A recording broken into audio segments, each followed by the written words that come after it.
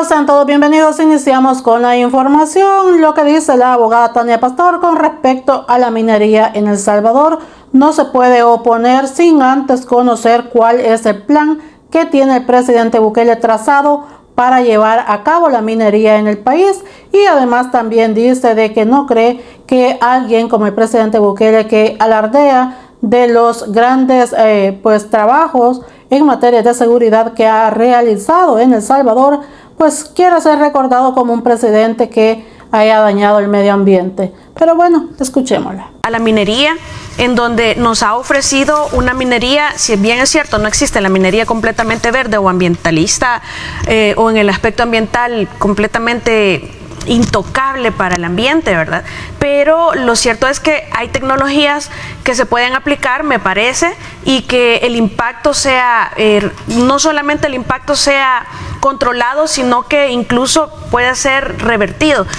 Por lo menos yo eso es lo que esperaría, porque de verdad que yo no concibo que el presidente de la República, alguien que mundialmente es conocido por el tema de la seguridad, el logro que nos ha traído como país y que es un modelo a seguir a nivel mundial, para mí sí lo es, el modelo de seguridad en El Salvador, replicable en lo positivo y mejorable en los aspectos que pueden ser cuestionables a nivel mundial. Entonces, de verdad que alguien con la personalidad, y quizás a algunas personas esto no les parezca fundamento, pero para mí sí lo es, alguien que se engalana de decir todos los resultados positivos que hemos tenido a nivel de seguridad gracias a su liderazgo, y que quiera ser recordado como el presidente que contaminó y que acabó con los recursos naturales en El Salvador. De verdad que esa es una apuesta perdedora que no creo que alguien como el presidente Bukele esté abanderando. Me cuesta creer que él esté convencido de que va a haber daño, de que no va a haber beneficio para El Salvador. Entonces ahí es donde yo entro y digo, bueno, si mientras no conocemos todo cómo va a ser,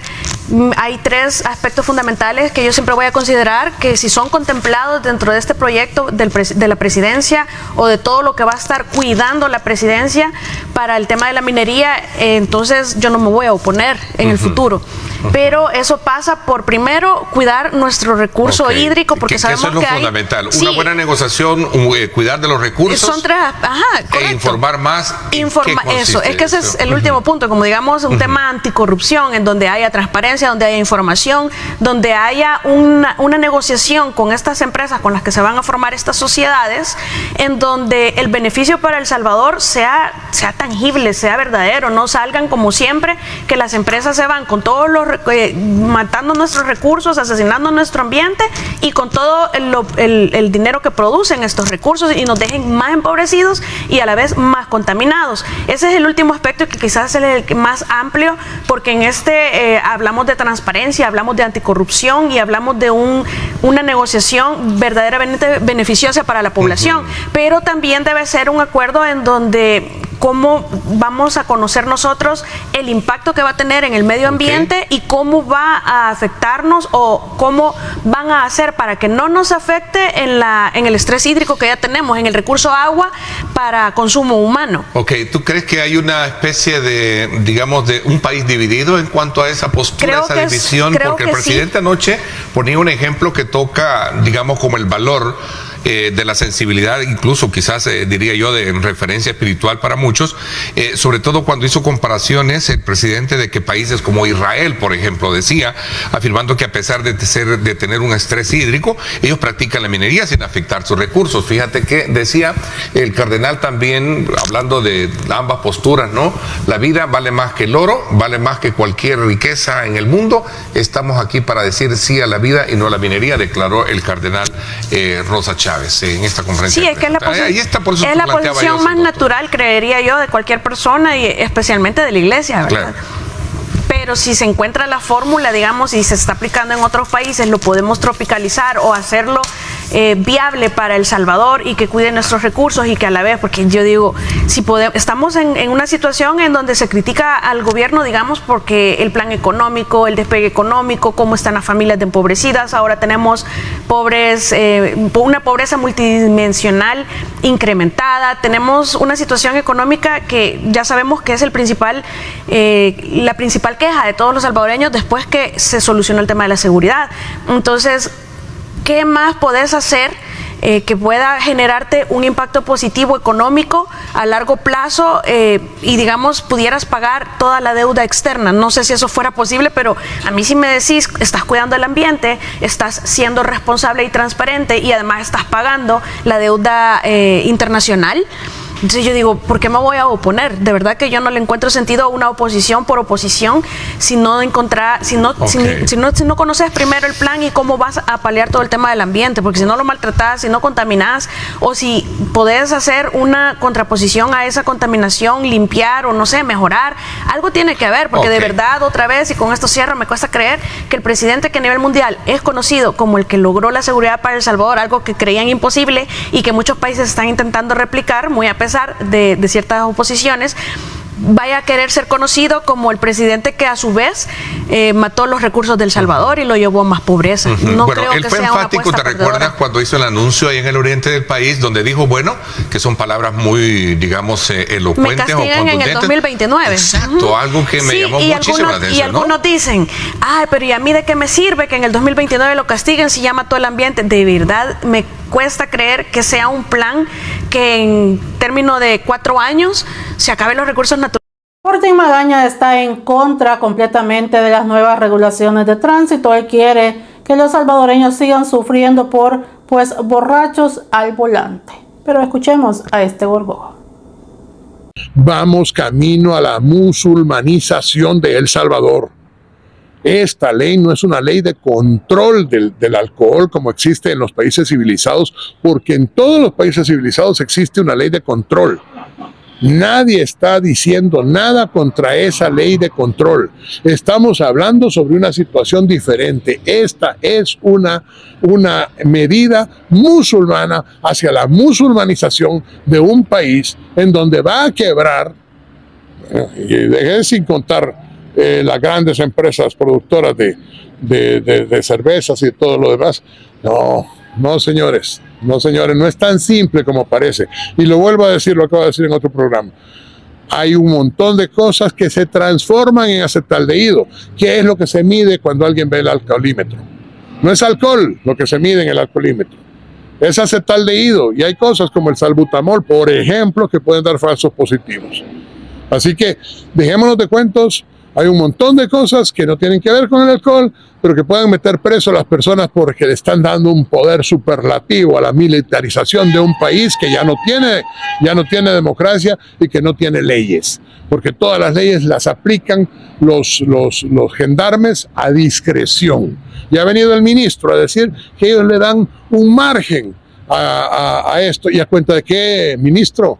¿Y usted con qué derecho puede decir que le va a dar un margen si usted no tiene derecho a ir contra la ley? Si la ley dice 0 es 0, y esa es la ley estúpida. Como es estúpido que nadie pueda andar a más de 30 kilómetros por hora en San Salvador. Cuando pase por cualquier calle, vea cuál es el máximo de velocidad en San Salvador. Son 30 kilómetros por hora ese señor que está pasando en una bicicleta. Va a ir más rápido que 30 kilómetros por hora. ¿Qué? ¿Lo van a detener? ¿Le van a robar el pan que está vendiendo? Porque esa es las grandes actitudes de prepotencia de este gobierno, robarle el trabajo diario a los salvadoreños que venden pan o que venden fruta en el centro de la ciudad o en cualquier otro lado. Valientes, cobardes son lo que son. A la que no le gusta la dispensa de trámite, pues introdujo una pieza de correspondencia precisamente con dispensa de trámite para derogar la ley de la minería en El Salvador. Marcela Villatoro, del Partido Arena. Algo inconstitucional porque quedaría en desventaja la vida y los recursos naturales de los salvadoreños. Asimismo, es una ley altamente inconsulta, ya que más del 60% de los salvadoreños han dicho estar en contra de la minería. Incluso se están haciendo firmas, ya hay, por ejemplo, en redes sociales, en una plataforma que se llama change.org, más de 18,000 salvadoreños que han firmado para que esta ley sea derogada. La Iglesia Católica también ha dado conferencia diciendo que también se les pide a los diputados de esta Asamblea Legislativa que se derogue la ley de minería o ley general de minería metálica, además de algunas preguntas que se estaban haciendo, como por ejemplo la evaluación de la factibilidad y los estudios con respecto a esta ley, que nadie tiene nada. De hecho, medios de comunicación preguntaron al Ministerio de Medio Ambiente sobre los estudios que se tienen sobre ella, dicen que no tienen. También se le preguntó a la Presidencia de la República que hablara de los estudios que decía el presidente que tenía con respecto a la minería, y también dijeron que no tenían esos estudios. Se le presentó al director, también se le preguntó al director de Hidrocarburos y Minas y dijo que tampoco tenían los estudios de factibilidad, pero sí existen 2 estudios que estos sí son de verdad, de factibilidad de la ley de minería, que fue, como todos sabemos, en su momento prohibida, y esta decía que no se podía hacer la minería en nuestro país por las condiciones naturales de El Salvador de densidad poblacional y tamaño, que es lo que hacía que la minería no fuera factible en nuestro país. Y también hay un estudio que se hizo por 11 años de la misma empresa que estaba explotando en su momento la minería en este país y que fue la que denunció a El Salvador ante el CIADI, y donde El Salvador ganó que en efecto la minería no podía ser buena para el país porque al extraer el oro en nuestro país las concentraciones de oro y plata son muy pequeñas. Y para extraer, por ejemplo, un anillo se necesitan más de 20 toneladas de roca y tierra de extracción. Es decir, es demasiado lo que nosotros tendríamos que contaminar nuestro medio ambiente para que se pudiese existir la minería. Recordemos que todas las cuencas hidrográficas de nuestro país están conectadas, y si un río es contaminado, se contaminan todos, porque nosotros dependemos de nuestro río Lempa. Y aunque se diga que la minería verde es la que va a entrar en el país, la minería verde no existe. Y como se los dije en la plenaria donde ustedes aprobaron esta ley de forma express, la minería mata, la minería envenena, y nos vamos a ver todos los salvadoreños enfermos y muchos muertos por la culpa de ustedes.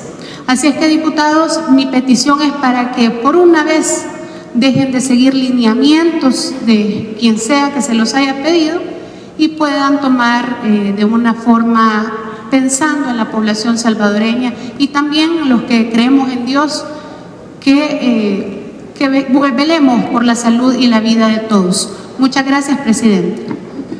Y bueno, mi gente, hasta aquí con la información. Será hasta la próxima con más de las noticias de la política salvadoreña.